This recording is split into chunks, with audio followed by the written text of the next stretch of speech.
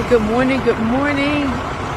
Right now we are at the border of Zimbabwe and Botswana. I just got my passport stamped and we're waiting for everyone's passport to be stamped, and then we'll be headed over to across the border into Botswana to get ready for our tour there. So it's a nice day to have us to go on a safari. Looking forward to it, and I'll get back at you.